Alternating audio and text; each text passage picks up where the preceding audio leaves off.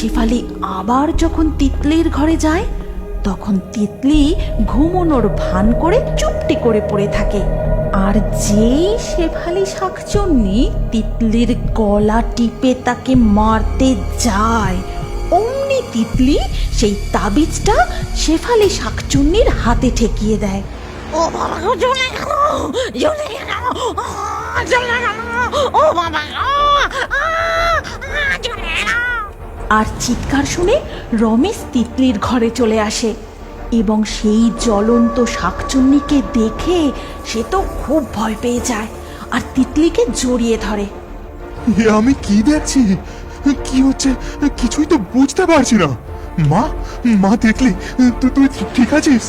বাবা, তুমি যে নতুন মাকে এনেছিলে সে কোনো মানুষ ছিল না, সে আসলে একটা শাকচুন্নি।